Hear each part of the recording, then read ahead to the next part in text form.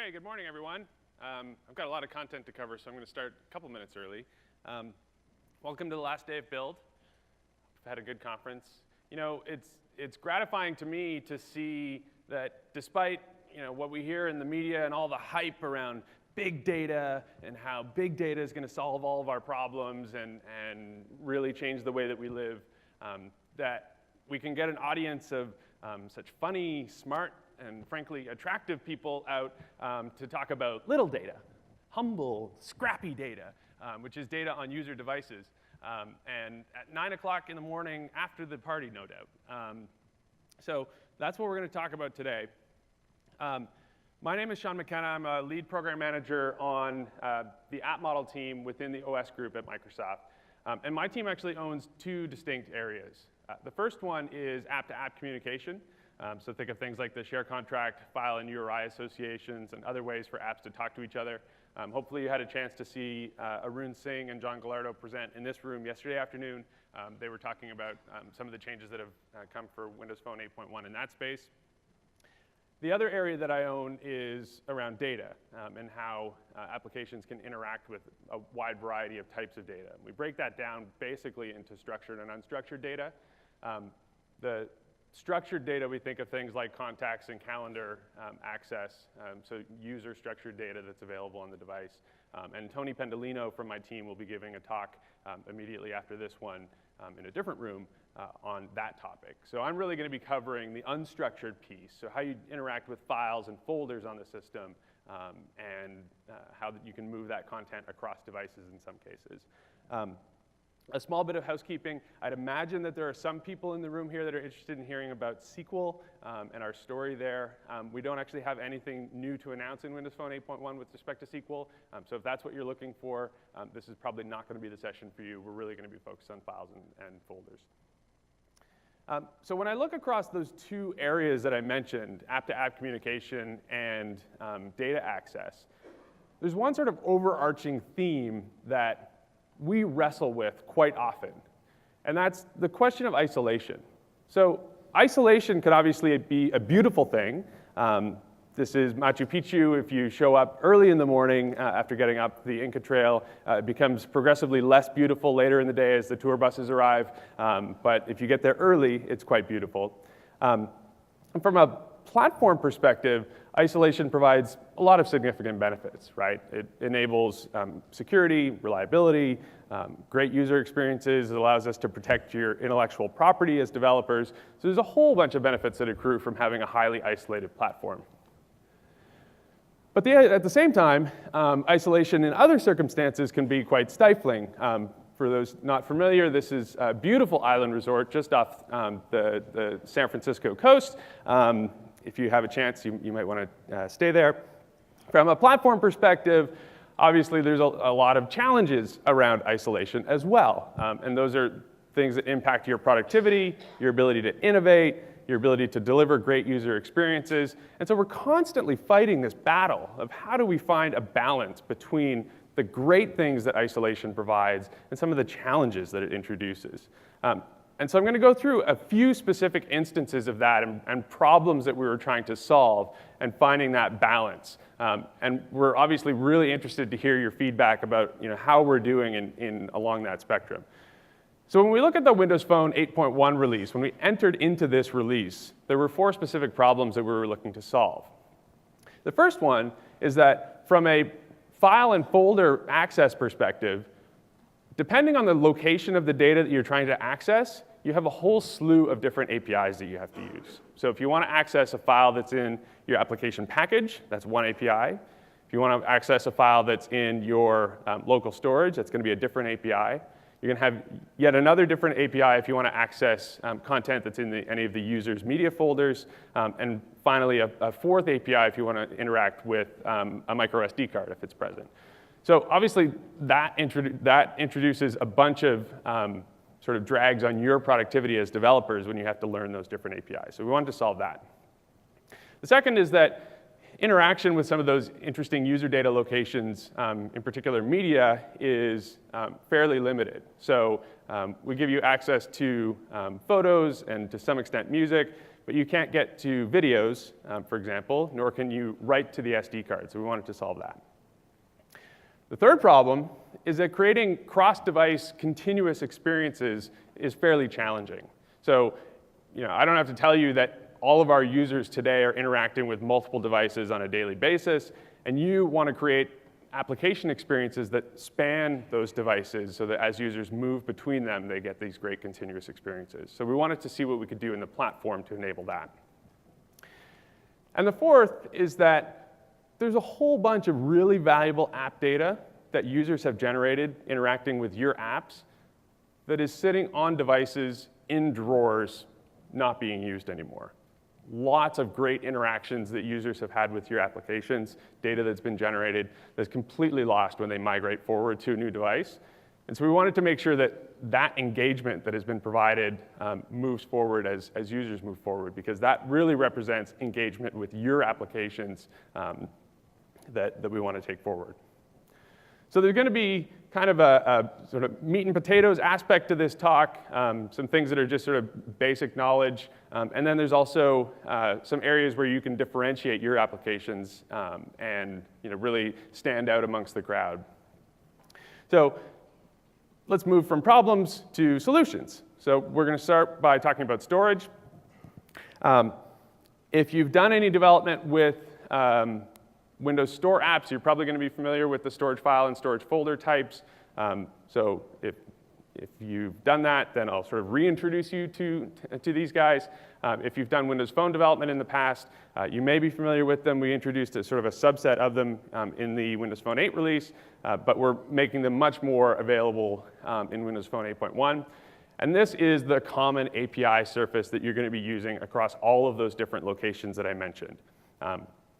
Now, obviously, depending on the type of file that you're interacting with, the metadata that is appropriate for that file will change. So if you're dealing with just some raw data file that you've got in your local folder, that's going to have different metadata than, say, an MP3 that's in the music library. So while you'll still be interacting with the storage file type, there will be different properties that get returned, and we'll look at that in a second.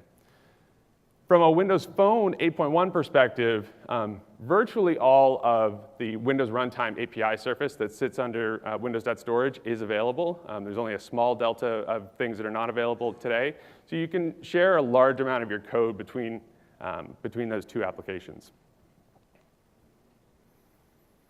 So that's kind of the overview of the types that you're going to be interacting with. Let's dive into one of the specific cases where you're going to be using those types, and that is within your own data model. So if you're coming from Windows Phone 8 or earlier versions, you're going to be familiar with isolated storage. So this is exactly what it sounds like. It's a directory on the file system that we provision for your application, and that is isolated from all other applications. And this is actually a perfect example of one of the challenges that I was talking about with respect to isolation. So obviously, this folder being isolated is not only isolated from other apps, but in large respects, it's actually isolated from the operating system. We think of this as a black box, and we don't know what you have in there. We don't know whether the data that you have in there is really critical user data that needs to stay there forever, or temporary scratch data that you may want to have deleted as soon as your application exits. And that makes it challenging for us to reason about that data and do interesting things with it. And so we want to provide ways for you to indicate to us what type of data you have in there, and then we can interact with it better. So let's go through what the new data model looks like. So the most clear transition is going to be from isolated storage into the local folder and the local settings collection. Those are effectively exact parallels, and we will take any data that you have in your isolated storage folder forward into the local folder, so you don't need to do anything there to migrate. Roaming is what enables us to do those great cross-device continuous experiences, and we'll talk about that in a little bit in a second. The temporary folder is exactly what it sounds like. It's for temporary transient data, whether that be data that's associated specifically with a particular app session, or data, say, that you've downloaded from a web service that is highly transient, that you potentially don't need after a certain period of time. That data is subject to cleanup by the operating system in cases where the user is running low on storage.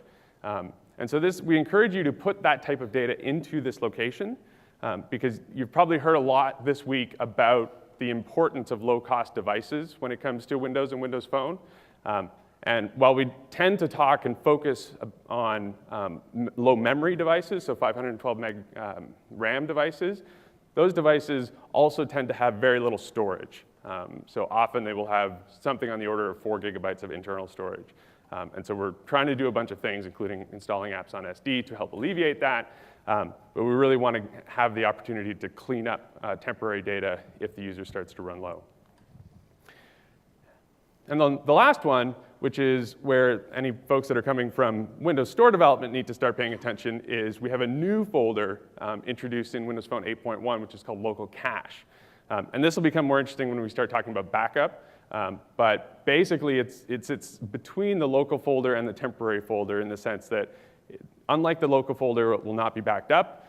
But unlike the temporary folder, it will not be cleaned up. So if you have data that you want to have cached but not be subject to cleanup, this is where you're going to put it. And all of that sits under the application data class. OK, so that's your app data model. Let's look at how you access user content. So for user content, you're going to be going through the known folders class. That's going to expose types for accessing the music library, the pictures library, and the videos library, as well as an SD card if it's present. Obviously, this direct programmatic access to those really sensitive locations is going to be protected by capability, as you would expect. So you'll need to declare those capabilities in the manifest in order to get to those locations.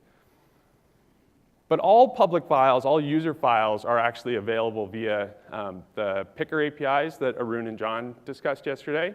And I mention this here not because I'm going to go into detail on the pickers, but because I really want to encourage you to think, when you're developing your scenarios, do I actually need direct programmatic access to these locations? Or, given that we now have these picker APIs available on Windows Phone, would the picker be appropriate? So in the cases where really all I need is for the user to give me some file that I can then manipulate or upload or do something interesting with, picker is actually quite a perfect solution for that. And you don't need to declare an additional capability. You don't need to build a bunch of UX around choosing the file that you want. So you can just use that to get to those files.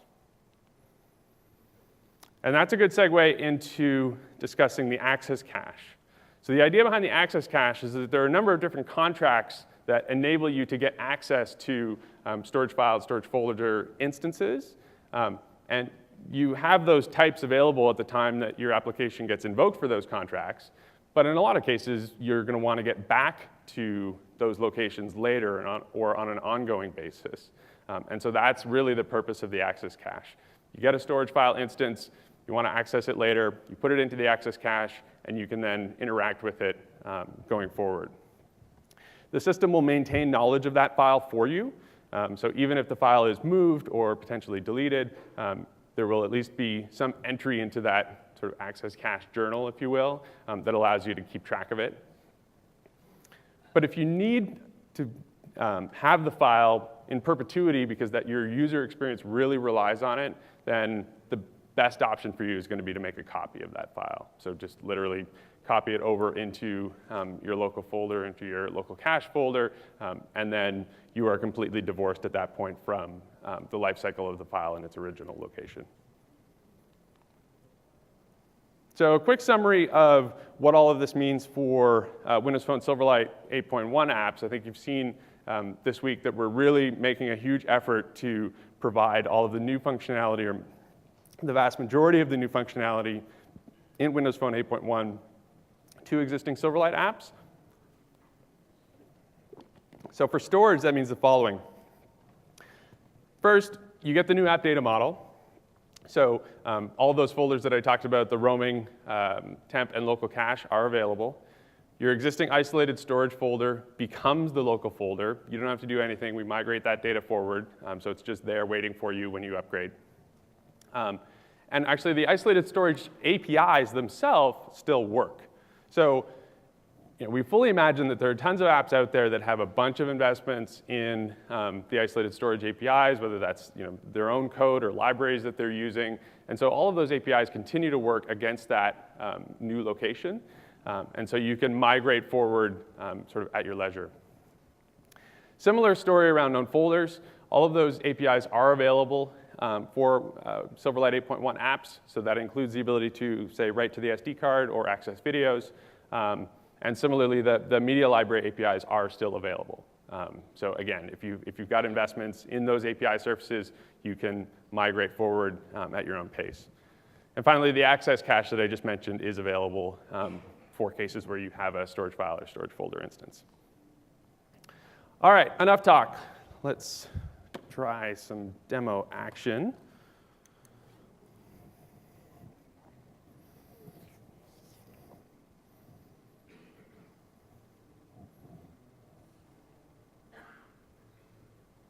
Hello?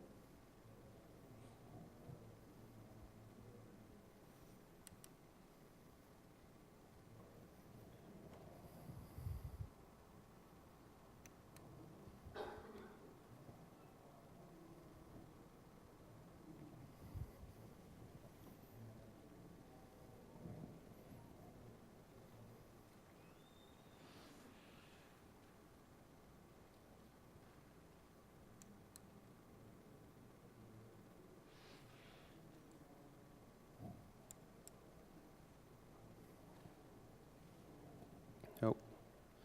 I think I know what's going on.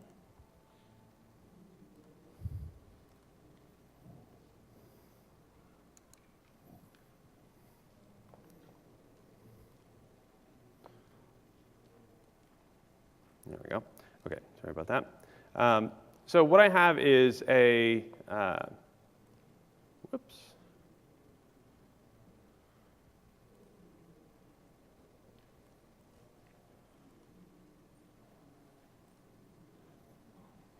It's a concerts app, so it's using the Eventful APIs, which is actually, I did a similar app last year for an entirely different topic, and I tried to come up with a new demo for this year, but it turned out that this was actually a perfect demo example for what I wanted to talk about. So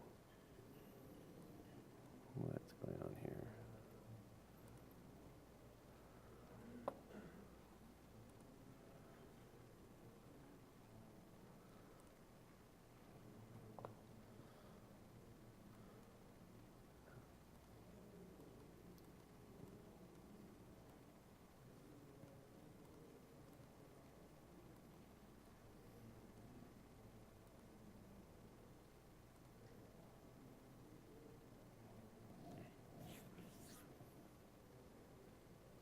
All right, so this is going out to Eventful and grabbing a list of concerts nearby, and I can go in and look at the details for a particular concert, and I can actually add it to the list of shows that I am attending, and that gets tracked here in this pivot.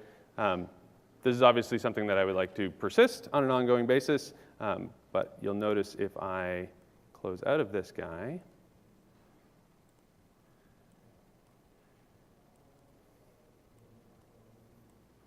and relaunch it.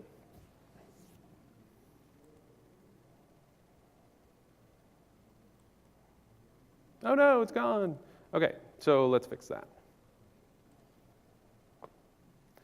We have just the solution for this problem. We call it File I/O APIs.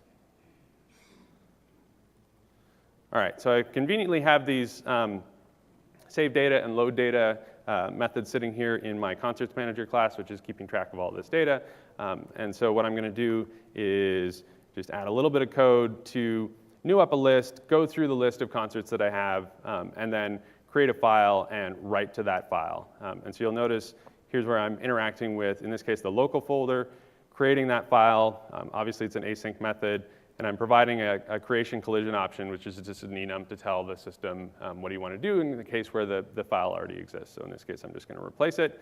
And then I'm using, since I have a really simple I/O model here, I just want to write out a list of IDs effectively. I can use the one of the static helpers on the file I/O class called WriteLines Async that takes an IEnumerable and an IEnumerable string, and can write that out to a file.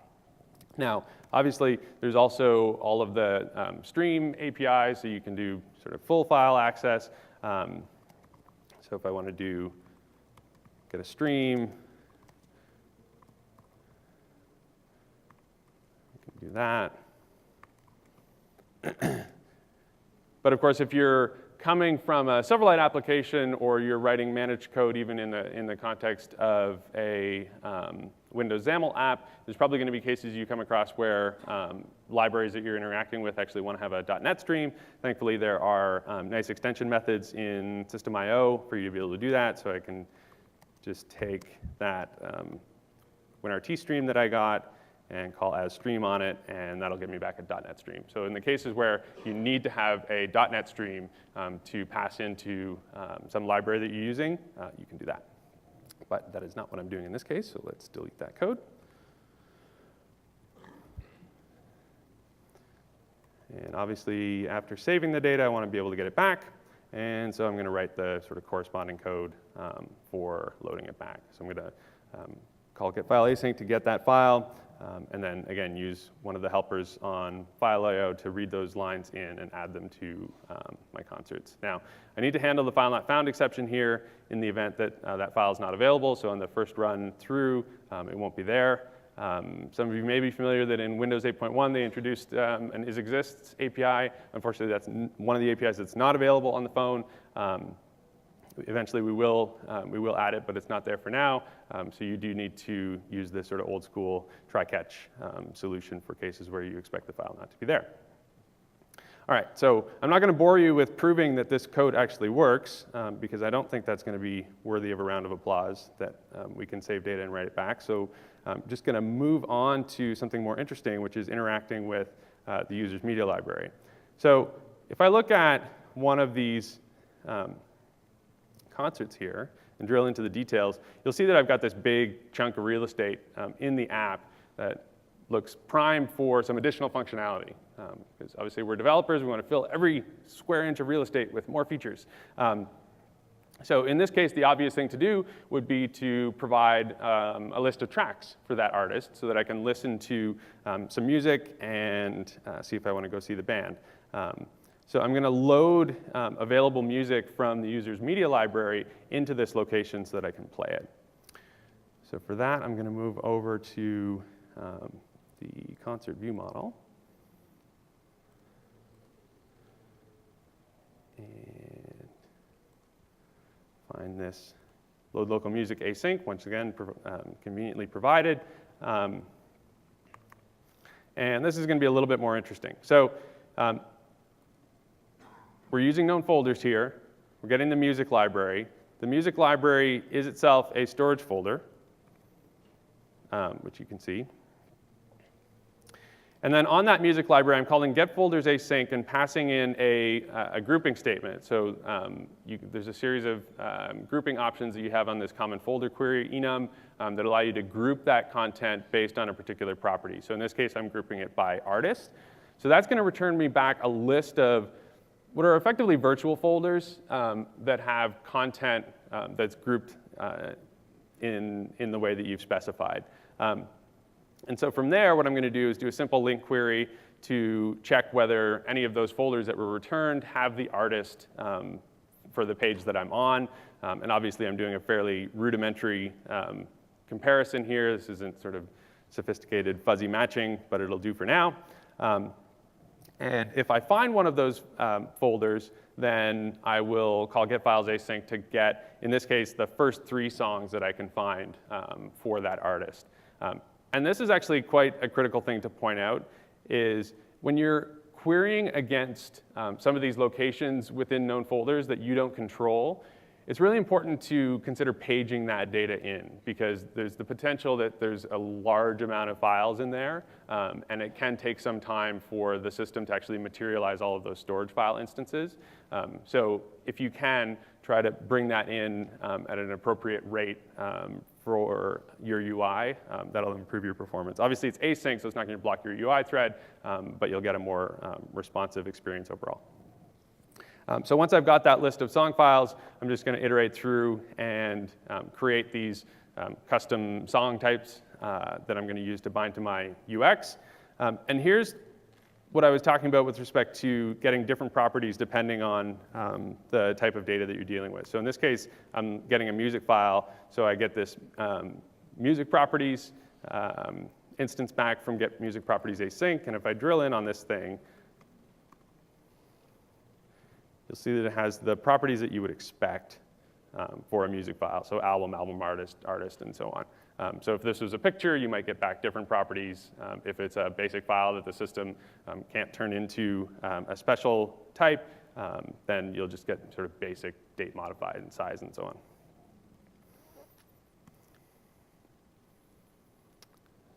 So with that, let's run this guy again. Before I do that, I want to point out one little thing. I don't know if you guys have seen this week, but there's kind of a cool addition to the tools, which is, if I can get, oh, it's over here, which is that I can specify a SD card folder to be included with the emulator, and that SD card folder is just any directory on my dev box, and so this allows you to do testing as if you're using an SD card within the emulator, so you don't necessarily have to have a physical device, which is kind of cool. So I'm actually using that in this case to sideload some of the music. Oops. So now if I drill in on this artist, you'll see that some of those songs are showing up here, and I can just tap on one of them, and it'll start playing an immediate element right in the app. And I will stop that now because I don't have the rights to play that for you. You did not hear that. Please don't tell the music labels. OK. The last thing I'm going to show here is the access cache. So the scenario I'm using for that is frankly a little bit contrived, but I think it proves the point. So right now I'm saving that list of event IDs out to a file in my local folder purely to enable this my shows pivot to still have data after I launch the application again. But what I want to be able to do in addition to that is basically export a pretty printed version of that list of concerts out to a public location on the phone so that I can potentially use it in other places. So I've got this little save button down here. That's going to pop up the file save picker. I'm going to choose documents, and I'm going to save that file here. Actually, I think I need to.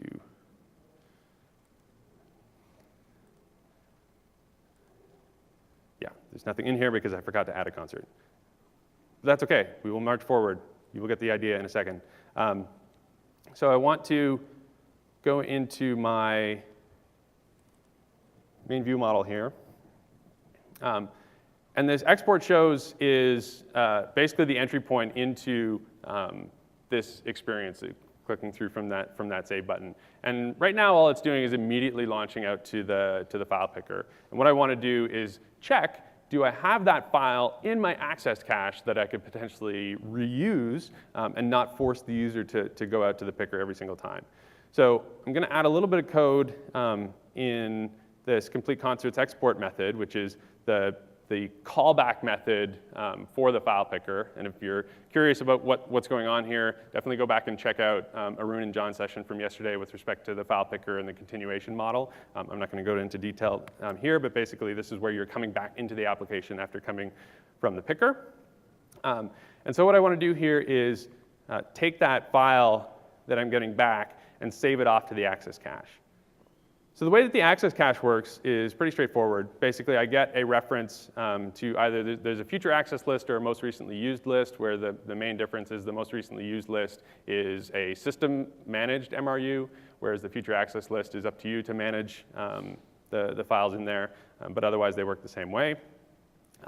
And once I have that reference, I can add a file to it, and the system gives me back a token that I can then use in the future to access that file. So I'm going to just save that off to my local settings container. You could put it in a file. You could put it in a database, whatever makes sense for your application.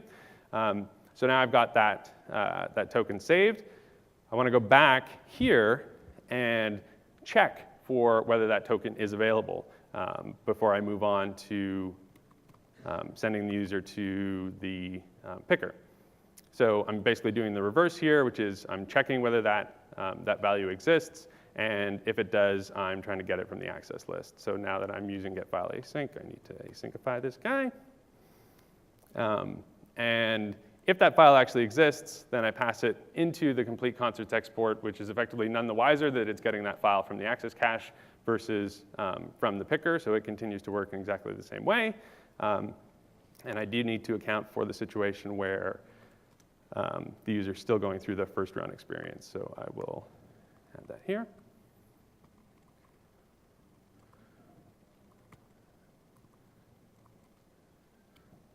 Lost IntelliSense.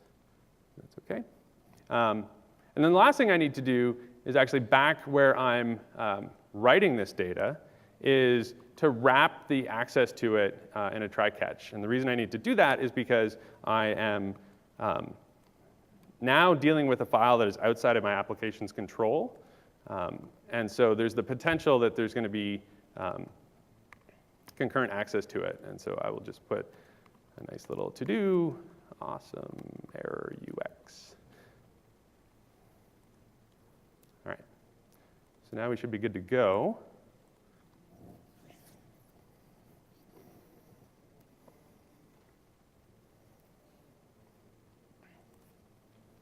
So let's add Queens of the Stone Age and Bill Cosby. I think that's a good patchwork of entertainment right there. It covers a lot of ground. So I've got those two files there now. I'm going to hit the file picker button. File exists, but I haven't saved it to the access cache. Let's try this.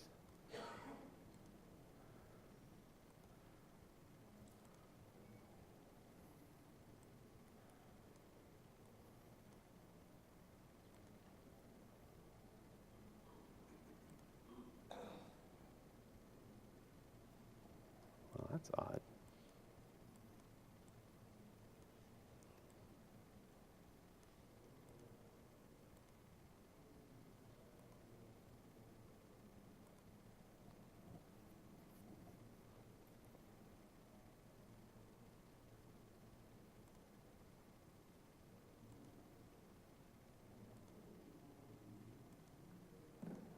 All right, let's try this.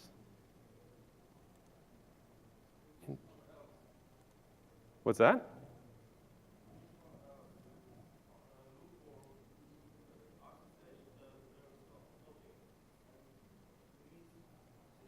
Oh.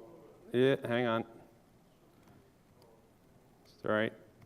There we go. Off by one curly brace. All right, let's try that again.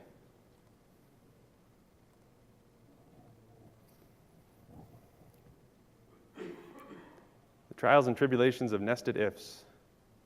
All right, so we're good here, hopefully. And there's proof that the original file I/O worked, so in case you were wondering. There we go. OK, now we're into documents. Now I can save this guy.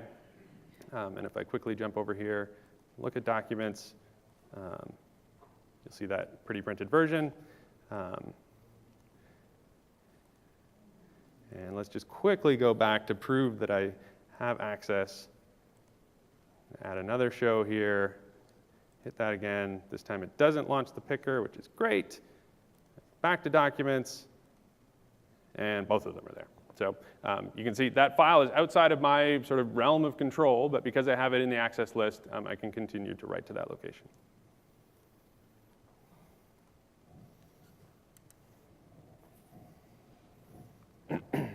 All right. So that's when I was referring to sort of the meat and potatoes part of the presentation, that was it. That's the kind of core storage story and how you interact with basic files and folders on the disk. Now let's move into some of the more interesting stuff in cases where you can potentially differentiate your experience. So the first of these is roaming. And the idea behind roaming is that we want to be able to create these continuous experiences across devices without necessarily having to stand up a service in the cloud and build some sync infrastructure, because there's a lot of scenarios that can be enabled simply by the platform migrating that data across devices. And so let's take a look at how this works. So I've got my phone app and my Windows app, and I've mapped their identities, which is something you've probably heard a lot about this week. There's a bunch of scenarios that are enabled by mapping your identities together. And what's going to happen is I write to the roaming folder and to the roaming settings container using those file and settings APIs that we just looked at. And so my interaction with those locations is exactly as if I was dealing with the local folder, local settings collection.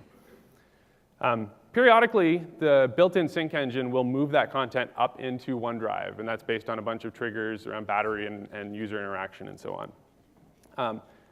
And the OneDrive cloud will maintain 100 kilobytes of data for the application, actually per application version that you can set with the APIs. And all of that is isolated within the OneDrive cloud to your application. It is not visible to the user. So the user can't go to OneDrive.com and see that content. So you don't have to worry about them meddling with it. But if you do go beyond that 100 kilobytes, sync for that device will stop. And so this isn't, it's not as if your app is going to crash or that we're going to delete all of that data. It's simply that that particular device that crosses that threshold will stop synchronization. So you'll want to be aware of that. OneDrive maintains knowledge of the set of devices that have your application installed, and so potentially have interest in having that data be synchronized. And it will send a WNS notification to those devices to indicate that data has changed and that a sync should happen. I mentioned WNS here just as sort of the platform infrastructure that enables this. You don't have to do any work to integrate with WNS to make this happen. That's happening behind the scenes on your behalf. So one of the common things that happens when we talk about roaming is people ask, like, OK, so 100 kilobytes, I mean, is this like 1992? Like, that seems like not very much data. So what am I actually supposed to do with this thing? And so what we recommend is that you really use it for cases of user settings and small amounts of state that enable sort of a disproportionate user experience when moved across devices.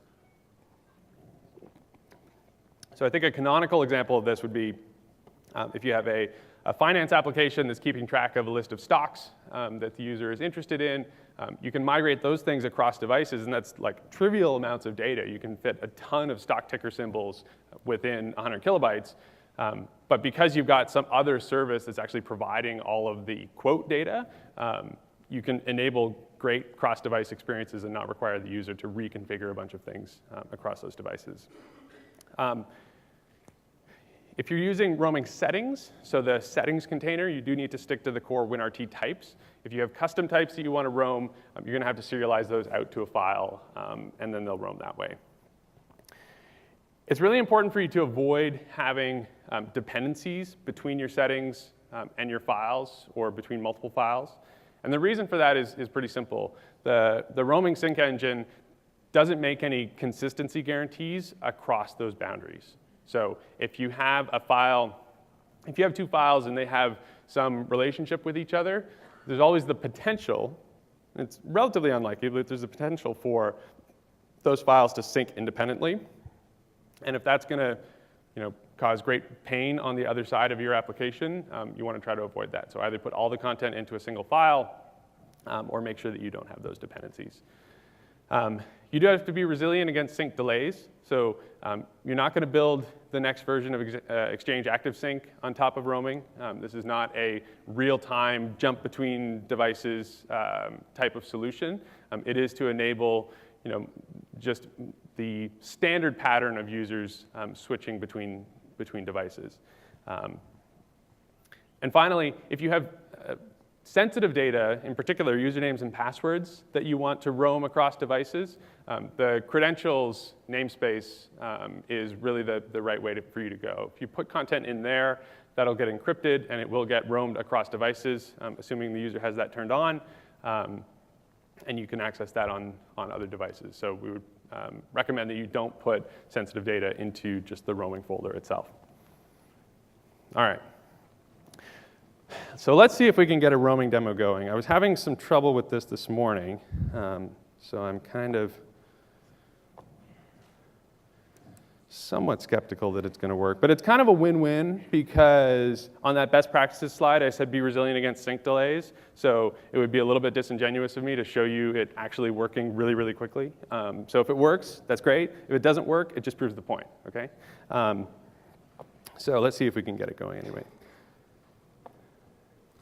So in terms of code changes, it's actually pretty trivial. I'm going to go back to this concert manager. And before we were putting this file in the local folder. Now I'm going to put it into the roaming folder. And similarly, I'm going to read it back from there. And that's really it. I mean, if you had an app in the store already that was using that local location, then you would obviously want to write some code to migrate that data over. But for the purposes of a demo, we'll just ignore that. And I also need to switch over to a physical device, because obviously since we're dealing with data that needs to go up to OneDrive, we need a Microsoft account, and I can't sign in with a Microsoft account on the emulator. So let's get the DUV viewer up.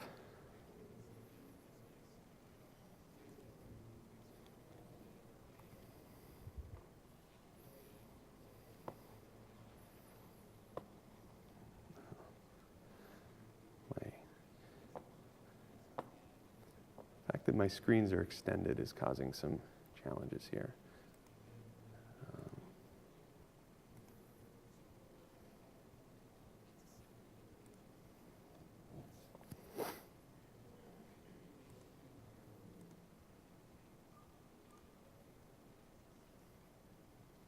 This should work a little better.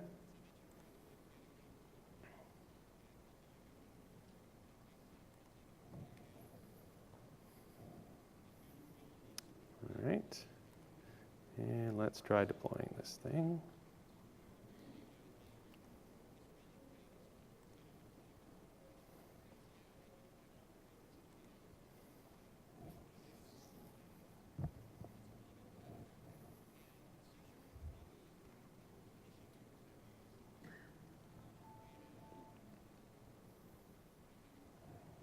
All right, so same deal here.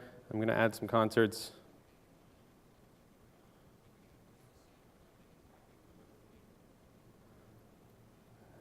And those are now showing up under my shows.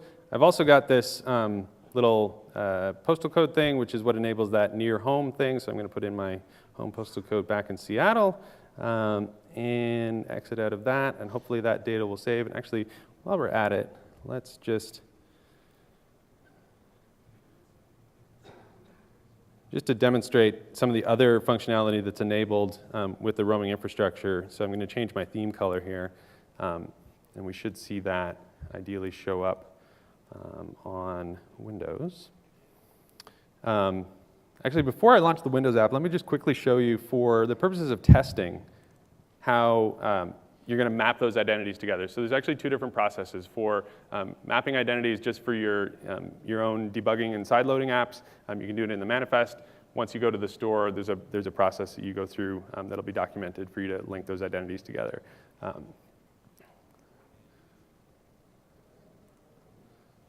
Just take a quick look at the manifest here.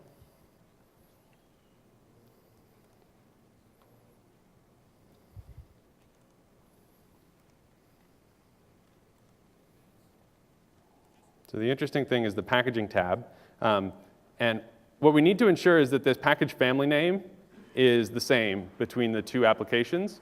And the package family name is a function of the package name plus the publisher name. So as long as those two things are the same, it'll generate out the same package family name, which should enable the apps to connect to each other via the cloud.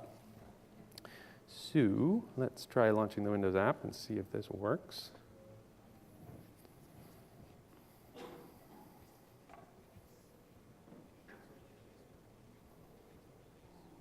Okay, the data's not there yet. Let's see.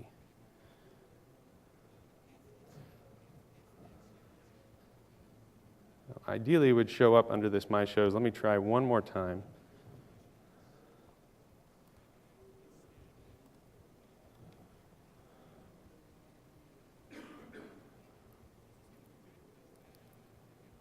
just add one more item here.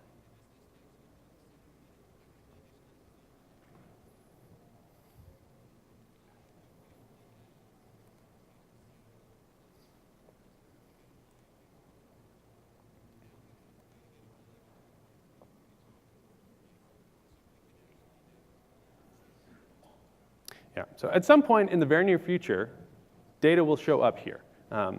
But as I was saying, this just proves the point. You can't rely on it to be really, really fast. So if you're doing a demo at Build, it's a difficult feature. If you're a user, it's a great feature. So in the interest of time, I'm just going to move right along. But hopefully you're able to see that it's quite trivial to actually put content into the roaming location and enable those experiences to go across devices. So we really want to see what you guys can do with that in creating those experiences. OK, so we're going to move now from roaming to backup and restore. So you remember that fourth problem that I mentioned at the beginning of the talk around a bunch of data being stuck inside user devices, sitting in drawers, and that's data that is basically part of your user engagement. We want to figure out how we can move that forward to new devices. And the goal is obviously leave no data behind. This is a lifeboat for your data to get off an old device and move forward onto a new device. So again, as with roaming, we're going to start from that app data model at the bottom layer and work our way up. So whereas with roaming, obviously the roaming folder is the one that's interesting. Here, the primary focus is really the local folder, or what you would think of as the old isolated storage folder. And what we're going to do is, on a daily basis, take that local folder and back it up to the OneDrive cloud. And again, this is going to be isolated for your application, also not visible to the user. So again, user goes to OneDrive.com, they're not going to see this data, so they can't fiddle with it, and it's not going to impact the way that your app runs on the client. And we're also going to back up the roaming data if the user has turned roaming off, which they have the ability to do. So you don't have to worry about the potential for the user to have turned off roaming, and therefore all that interesting data that you had in the roaming folder is not there. We'll take care of making sure that that data is always backed up in some fashion, either through the roaming mechanism or through the backup mechanism. On the cloud side, and these 2 points are really for you as users of the product, less so as developers, but I think it's interesting nonetheless. OneDrive's going to maintain a single backup per device for your application. And so this is not a solution for people that want to get their device into the absolute perfect state and then like cryogenically freeze it and have it available in perpetuity for them to go back to and say that like July 17th of 2011 was the pinnacle of my device and I want to go back and apply that backup. That is not the solution for you. This is basically taking a daily backup and enabling you to move cross-device if you happen to be walking next to a pool and your phone falls out of your pocket. Now, there's another critical difference here with respect to roaming, which is that the data that's in the OneDrive cloud for your application does count against the user quota. And the reason for that is quite simple. Basically, we want to make sure that the entirety of your app data gets backed up, because we figure your app can only really run properly if we bring all of your app data back onto the new device. In roaming, we're sort of looking to you to decide what specific data makes sense within a constraint that we've provided, but you always have the local folder to fall back to. In the case of backup, we want to be able to back up all the data for your application, regardless of whether it's small or large. Because it can potentially be large, we do want to make sure that that is accounted for within OneDrive. We don't have sort of unlimited storage to provide. So that's a key thing to keep in mind. OK, so I dropped the device in the pool. Now I go and buy a new one. That restore is going to happen during the app installation onto the new device. So in the Windows Phone 8 timeframe, we introduced the ability to restore your list of applications that were installed. And so this basically plugs into that user flow. So as part of that list of apps getting queued up in the store client and getting installed, we're going to go out and check OneDrive and say, is there data for this application? And if so, apply it down. And obviously, we'll make sure that your app is not launchable until that data is back so that you don't have any instances of torn state to deal with. OK, so Windows Phone 8.1 has backup and restore, and there was much rejoicing. Everybody was happy. This is the greatest thing ever. End of story, right? Unfortunately not. My spidey sense is telling me that there are people in the audience that are saying, wait a minute, hold the phone. You're telling me that all this data that I thought was local to the device and isolated to my application is now, by virtue of me upgrading to Windows Phone 8.1, going to be up in a Microsoft Cloud? I didn't sign up for that. How do I get out of this whole thing that you're doing? So thankfully, we have an option for you. In fact, we have two options for you. But first, let me give a little bit of context about what's actually happening here. The first thing to point out is that all existing, so 8.0 and lower applications are not going to be backed up. So this is purely a sort of go-forward feature from 8.1. Also, enterprise apps and any other type of side-loaded application will likewise not be backed up. So you can think of really the scope of what's being backed up is 8.1 going forward and apps that are in the store, okay? So if you're in that category, you're already golden.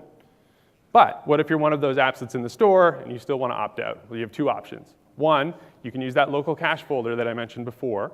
So this is a perfect case for if you do want to take advantage of app data backup for some of the app data that you have, but there are other pieces of data that you don't want to have backed up. And the classic cases of that are either sensitive user data or sensitive sort of IP for your business, or perhaps more likely, content that you have that you could actually get back from your own cloud following a restore. So if you've got your own cloud that has a bunch of movies on it and you're downloading that content onto the device, we would appreciate it, the user would appreciate it if you put it in the local cache folder, because then we won't be wasting their OneDrive storage purely to have this duplicative data that you're actually going to overwrite probably from your own service anyway. However, we expect there's also going to be cases where you just want to have a blanket opt-out, either because you want all of your data to not be eligible for backup, or probably more likely you want to sort of do the whole segmentation between local and local cache on your own at your own pace. In which case, we do have a flag in the manifest that will just enable blanket opt-out for backup, and you can flip that back on once you've done the migration. Okay, so the other big feature that we're doing with respect to backup and restore, and frankly, the other huge gap that we had in our story previously, is start screen restore. Yes, yes. Thank you. We are very excited as well. But we need help from you, okay? So here's the deal. Every tile is going to get restored. Everything that's on the start screen will get restored. It'll look exactly the way it did before, because we're also backing up all of the icons and the images that are associated with that tile. We will gray out the tiles until the app is launchable, and you can see in this looping video here how that's going to look. So as the app is getting installed, we sort of gradually paint the highlighted version of the app, and once it's complete, then it's complete. And we also preserve the launch context. So what that means for a Silverlight application is basically your navigation URI, right? So if you have secondary tiles that deep link into locations in your app, those navigation URIs will be maintained after the restore. Now, I'm sure there are some of the more clever people in the audience that have already identified a problem here. Anybody? Yeah. The problem is that those navigation URIs might be pointing to data that was in your isolated storage container that is no longer there because we just restored the phone. And either you're an 8.0 application, you're an app that has opted out of backup, or the user has turned off backup. There's a bunch of different ways that that data may not be there. So this is where we need help from you to maintain the best possible user experience. And frankly, we debated this quite long and hard about what we should do here, because we knew that there would be cases where this would break. And so it was a very difficult decision to say, well, do we just not restore store app tiles? That seems bad. Do we just not do this feature altogether? Well, that seems really bad because people really, really want it. what we decided was, after doing some testing and looking at a whole bunch of store apps and how they were using tiles, was that on the whole, things work, and apps generally can handle this situation, but there are a few cases where apps need to do a little bit of work. So that's where we're looking to you and sort of the developer community at large to help us with that. So what does it mean in practice? The first thing is you want to limit the dependencies that your secondary tiles have on local data. So a classic example of this, to go back to the finance kind of app that I was talking about before, you might be in a situation today where the navigation URI that you're creating is just using some auto-incremented reference that you're getting from your database or that you're maintaining internally. And so your navigation URI is just saying, OK, look up stock number 17. But stock 17 has no meaning without that data coming back. And so you need to find a way to have some state that is globally addressable. So in that example, a stock ticker symbol would be a good solution.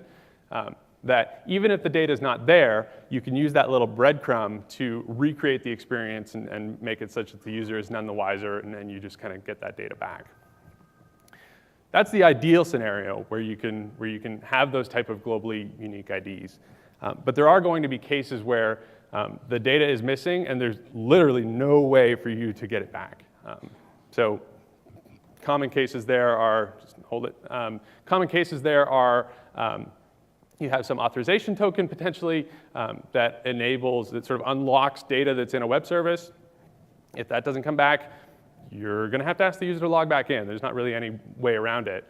Or maybe you've got something like a shopping list app that's got a bunch of user-generated shopping lists. If that's not synced to some cloud and it doesn't get backed up, then guess what? You're not going to be able to recreate that shopping list. So the ask in that case is that you basically just provide the appropriate user experience to provide it sort of a graceful landing, not just have the app crash or show some bad UX, but redirect the user to the appropriate place such that they can get that tile back. The last thing I'll point out is, and this is mostly just kind of FYI, because I'm sure you're already doing this, you will need to reconnect your push channels, and it's not mentioned here, but you also need to re-register your background tasks. So those are not getting backed up, which means that your tiles initially after restore will stay the way that they were previously until the user launches your app. So this is another case where we kind of debated it, but said, this is, on the whole, going to be a better user experience than not having the feature altogether. And so that's what we decided. All right, so let's wrap it up. So I started the talk by mentioning that there were 4 problems we were looking to solve. We wanted to have one set of APIs for all storage interactions. I think we've solved that with the storage file and storage folder types that span those 4 locations that I mentioned. We wanted to open up access to some of the user data locations and do that more broadly than we had in the past. And I think we've done that. You can now get access to videos. You have read-write access to the SD card, which is something that people have been asking for, so that's available. We also wanted to create a way for apps to create these consistent cross-device continuous experiences really easily. And I think we've done that through roaming, again, as long as you're willing to deal with something more than a few seconds delay. And finally, we wanted to capture some of that really interesting app data that's currently being left behind on old devices. And I feel like we've done that with the Backup Restore solution that we're shipping. So if I started the talk by framing the issue here is really one about isolation and finding some kind of balance between the beauty of isolation and sort of the freedom that we can provide by finding that right balance. So I really hope that we've found the right spot on the spectrum, but we do want to hear feedback from you on where we can do better and things that we can continue to tweak. But I just thought this image was kind of a cool, that juxtaposition between isolation and clearly a symbol of freedom. So with that, thank you very much. Thank you for attending Build, and have a great day.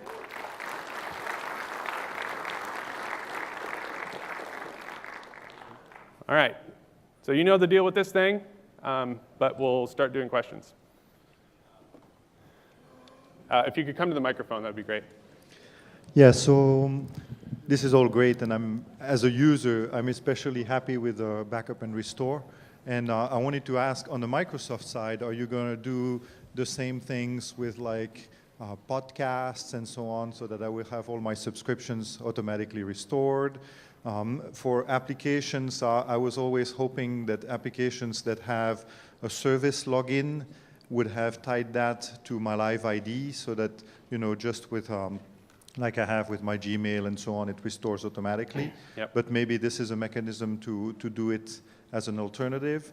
And then likewise on the Microsoft side, you know, my keyboard preferences and all these things that I do. And are we going to see that across the board with the system? Yeah, so the first two instances that you mentioned around podcasts and credentials, both of those are potentially enabled through roaming. So I know the Podcasts app that we're shipping in the box is actually roaming your podcast subscriptions. Now, there's not currently a desktop application that it can roam to, but it does effectively is a one-to-one roaming relationship then between the podcast app and the OneDrive cloud, and so that enables a restore experience for that data. Similarly, pardon me? Yes, exactly. Similarly, for credentials, if credentials are stored in that credential locker that I mentioned, those will also roam, assuming you have that toggle on. And so those should come back as well. Because basically, you can think of the data that's in the sort of roaming space as also effectively being backed up. And then keyboard preferences and that kind of thing. We've done a bunch of work there. I don't know specifically on keyboard preferences, but I know the team is continually expanding that list of things that are getting backed up, as well as getting roamed. So we're trying to find that right line between what is specific to, say, the phone or to Windows, and have those things be backed up, and what are the things that make sense to roam across, and those things go back and forth. So like the theme color roams across, for example. Sure, yeah. By the way, if you have multiple phones, the roaming thing works. And thank you very much for having multiple Windows phones. We wanted to make sure that that worked for you, because you're some of our best customers. Yeah. What happens with the roaming data in SkyDrive when I uninstall the application? Okay, so if you uninstall the application, first of all, as long as there's at least one device that is maintaining interest in that roaming collection, the data will stay there forever. If you have uninstalled all of the apps on all devices that are tied to that data, there is an age-out period. I believe it's currently 30 days. That eventually that data will be deleted from the OneDrive cloud. But there is a sort of a buffer period there where you could uninstall the app from all devices and then reinstall it, and the roaming data would come back. Does that make sense? You. Okay. So my question has to do with roaming the large files across my devices, like phones to desktop or something like that. Mm-hmm. The use case scenario is that my files can be very big, like 100 megabytes or even gigabytes. For example, I use my camera for recordings, captures. So like roaming has a limitation, like as I heard, it's 100K. Yep. So that's not gonna work for my case. I was wondering, is there any plan like peer-to-peer or NFC under your radar? Or what options do I have? So. Yeah, your best option for that today, I think, is going to be to use the OneDrive SDK and just do sort of CRUD operations against the OneDrive cloud, and that'll be within the user visible space of OneDrive. We've debated that a lot about, you know, how much do we want to expand the scope of roaming, because it's a common request that, you know, I've got, like, I'm a paint app and I've got a bunch of paintings that I want to roam across devices. There are things that we can do there, but it's quite challenging to find. Again, this is a trade-off question. How big can we go before we can no longer make a reasonable promise about how frequently the data is going to roam, and, you know, what are we going to do in cases where the user is on cellular, for example? Like when it's limited to 100 kilobytes, we can have pretty good guarantees around how often that data is going to roam and how My device is under the same like Wi-Fi network, for example, the home network. I just want to transfer a file from one device to other, for example, for processing. Sure. So yeah, I mean, storage. there are potentially optimizations that we can do for those cases. We don't have any specific plans on that right now, but it is something that we continually discuss. Thank you. Yes, you mentioned that you can't necessarily guarantee when the sync will occur, and you're trying to architect for normal user behavior. Yeah. Well, my normal user behavior is I'm walking down the hall with my phone, I walk into my office, set it down, and pick up my tablet. Yep. Is there a user initiatable, go ahead and sync right now as I put the phone down, that then I can do with the tablet as I pick it up? There isn't really on the phone. On Windows, locking the device is usually a pretty good trigger, depending on the state of the device, but that is one of the ways that you can kind of kick it. But yeah, we've heard that feedback quite frequently around wanting to be able to, either from a developer perspective or a user perspective, kind of give the system some cue of when would be a good time to synchronize. So that's something that we are looking at. But yeah, right now it's still a little bit non-deterministic. Yeah, so my question is about backup restore for multiple devices. So the scenario is user got 2 devices, both are backed up. Now he activates the third device. Right. Which backup comes down to the new device? Okay, yeah, good question.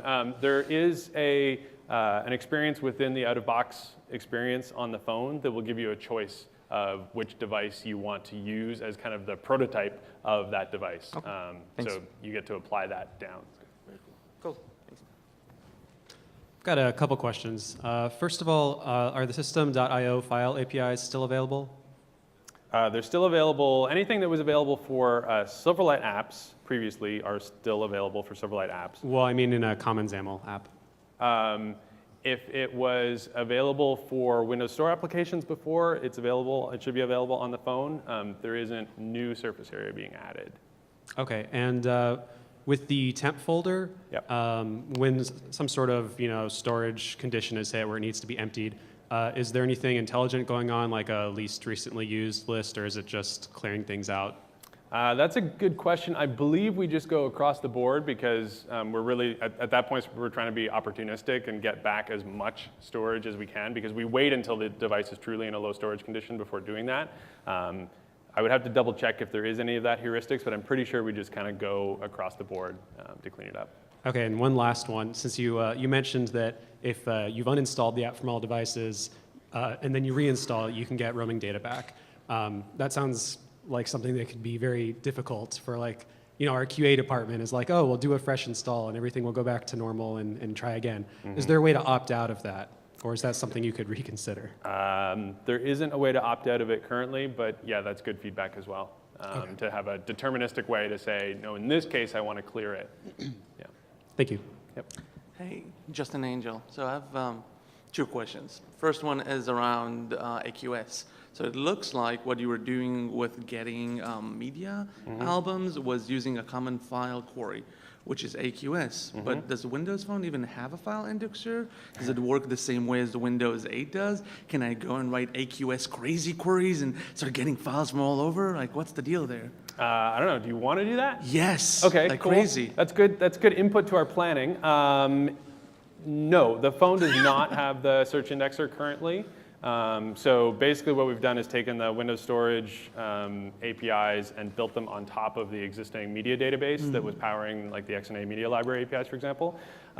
We are looking at potentially bringing the indexer to the phone and enabling some of that functionality, but currently it's not there. So there is some constraints around what you can do with those APIs. So the file query stuff was basically for media, maybe a couple of other things, but it's not all around AQS. Yeah, you don't have the full-blown power of the indexer. Awesome. Second question, and I think my last, is around OneDrive and backing up ISOStore and whatnot. I know you say, hey, it's not going to be available for the user. Let's say I'm a slightly more malicious user. Let's call it a hacker potentially.